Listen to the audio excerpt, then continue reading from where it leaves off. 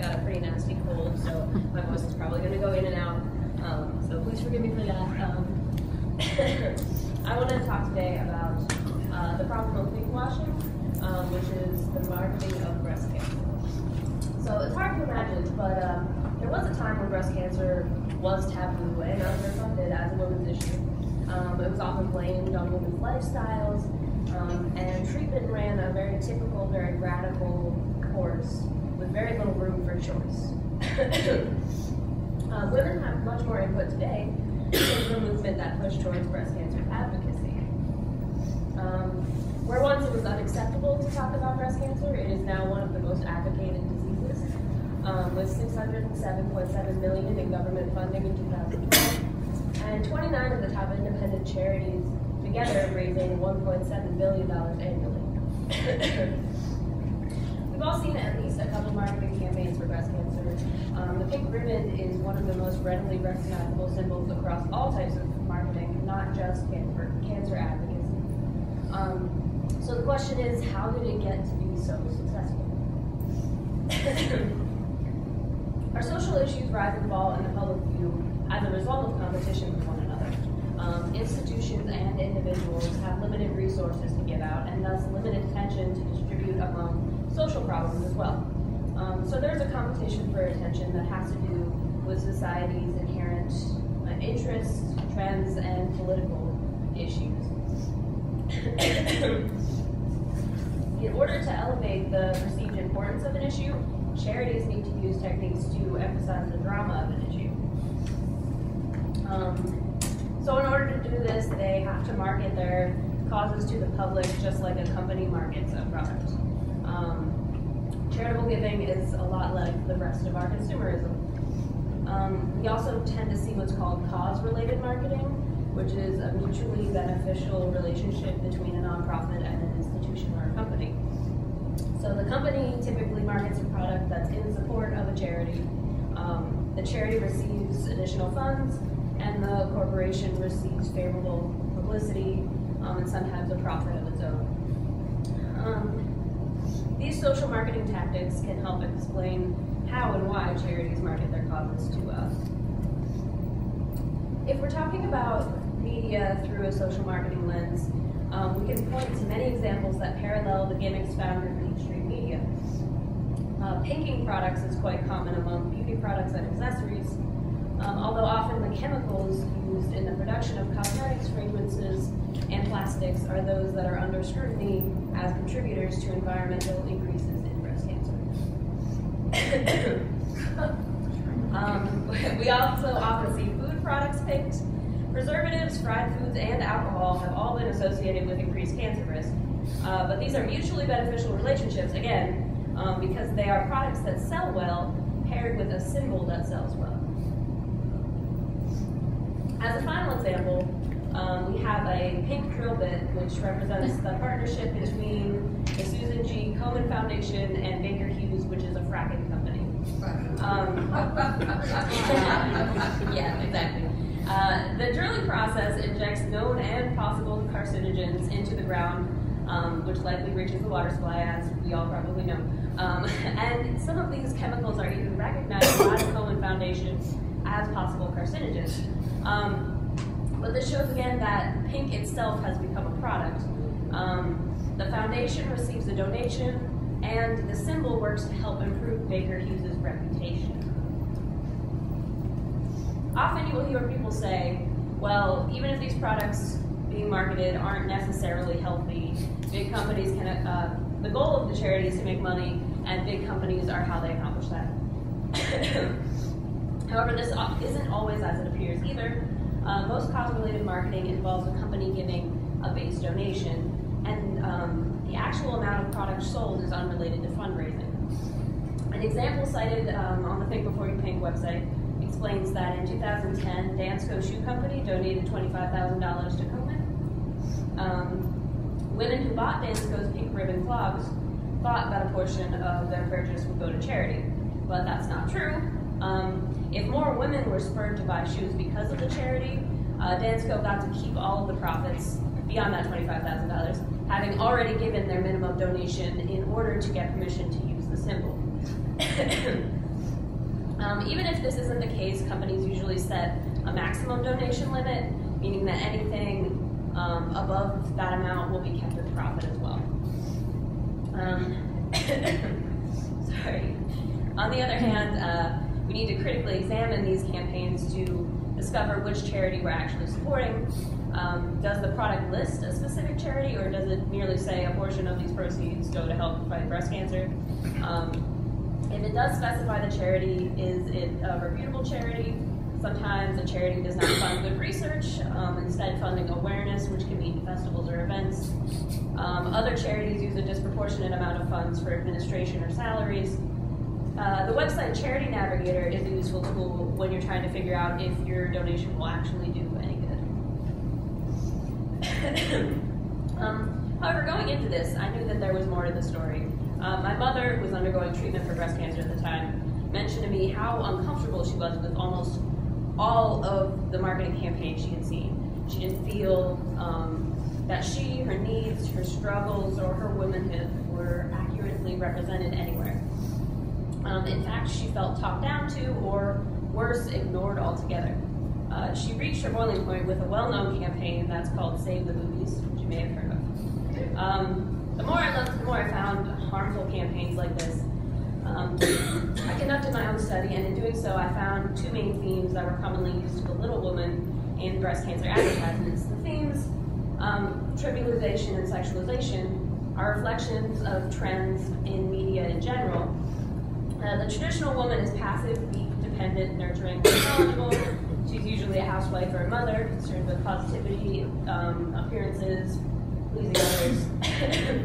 When discussed in terms of breast cancer, critics point out that this tactic reduces feminine worth to relational terms, and it alienates women who do not fit in.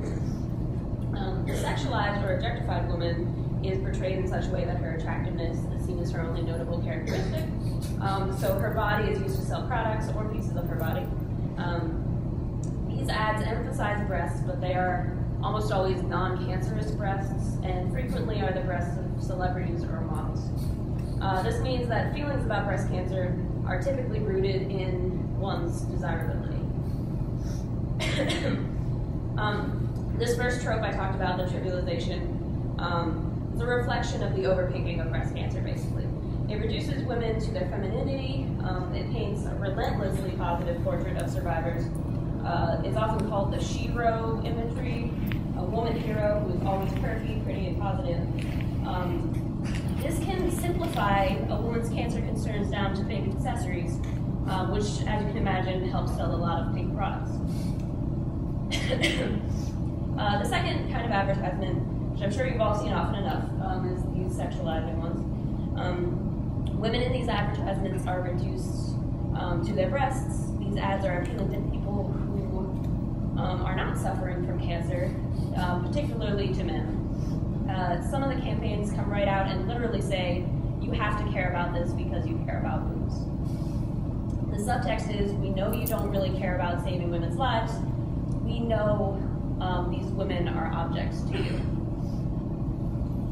What you might notice about these ads is that none of these women have breast cancer.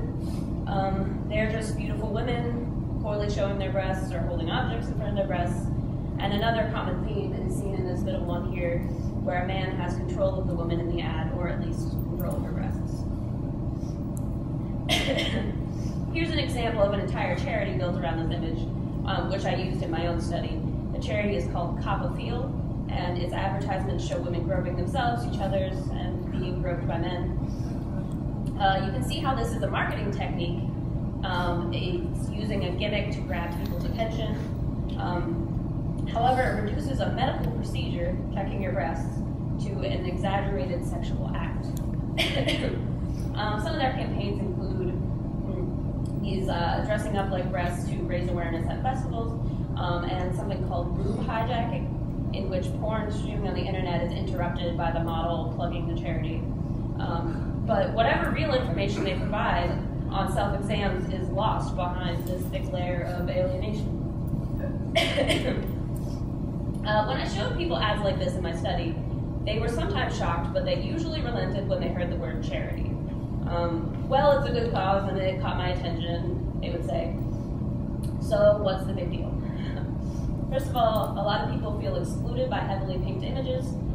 Trivializing ads sell symbols of positivity, martyrdom, and femininity, but that's a very narrow view of disease experience. And terminal patients are usually excluded because they can't represent pretty pink hope. There's also an emphasis on regaining normalcy through prosthesis, reconstruction, cosmetics, or wigs. Noted feminist activist Audre Lorde described her experience, saying that doctors, fellow patients, and strangers all made her feel as though her worth could only be restored by appearing normal and attractive, whereas being sick was shameful. She reconciled this by criticizing society's demand for normalcy. Prosthetics made other people around her feel better because it excused them from having to deal with the realities of illness, mortality, and the agency of the afflicted. She said, "I am personally affronted by the message that I am only acceptable if I look right or normal, where these norms have nothing to do with my own perception of who I am, where normal means the right color, shape, size, or number of breasts. A woman's perception of her own body and the strengths that come from that perception are discouraged, trivialized, and ignored." Beyond all this, as feminists, we can see that the common marketing ploys are echoed in these charity advertisements. Women are valued as mothers or as lovers, and the breast represents both of these identities. So the only way we can address breast cancer in the media is as a threat to our ideal womanhood. So are the images I showed you really representative of the wider breast cancer culture? I looked at these two content analyses of breast cancer images. Women were represented inaccurately pretty much across the board. Women in ads and articles were overwhelmingly young, attractive, and Caucasian. They all had both their breasts intact, showed positivity, and they were rarely shown receiving treatment or appearing ill. Almost all the women were under 50 years old. All this is misleading because young women have a very low risk of breast cancer. White women only have a slightly higher incidence of breast cancer than African Americans, and not all women keep their breasts or have reconstructive surgery. In their analyses, Lance and Booth provide an explanation of the message that accompanies these mythical recreations of breast cancer. Basically, its importance lies in its ability to affect young white women, often at ages when they are still attractive and capable, affecting their productivity and their new families. So there is an urgent need to protect these ideal women. As a result of my own criticisms, I conducted my own experiment in which I showed different breast cancer ads to my participants.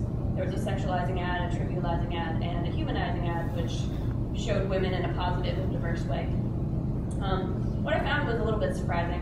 People were most likely to provide accurate knowledge of breast cancer facts after watching the humanizing ad, but they were more likely to volunteer time after watching the trivializing ad, which implies that social marketing is effective in getting support, but is not effective in providing accurate and useful information.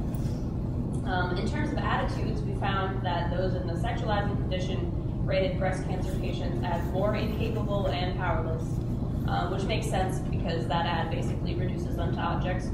However, here again, we found that the trivializing condition reported the most positive attitudes, which was a bit confusing, but it insinuates that a hopeful pink message may also be effective at inspiring people, although, of course, none of our participants were sufferers of breast cancer themselves, so we can't speak for that.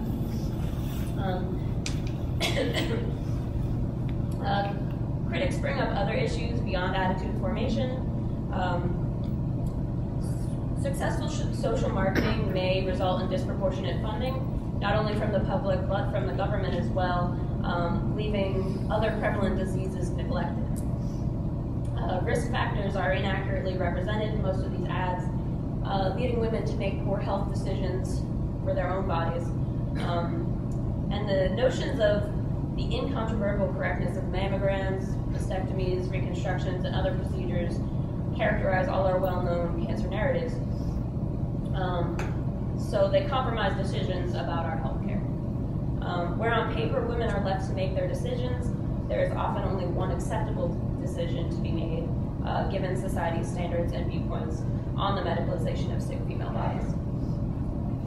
Finally, self-esteem for breast cancer patients is often tied to recovery and normalcy, and this may not change until the media provides us with more frequent portrayals of visibly ill women to help remove the normative, gendered, and consumerist notions around the disease.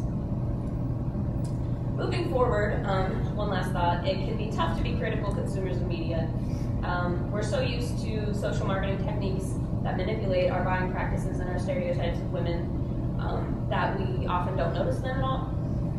So if you want to be more aware of these issues in the future, please reach out to resources such as Think Before You Pink, Charity Navigator, and Breast Cancer Consortium. We should be advocating for better research, particularly into environmental issues, which are still difficult to analyze. And the bottom line is, these marketing tactics, though they may be effective in raising money, they are not helping us connect with good research, and they're definitely not helping us connect with sufferers. So when you see inappropriate marketing, demand more from companies. We must show that we will not be talked down to and that we demand accurate information and more human portrayals.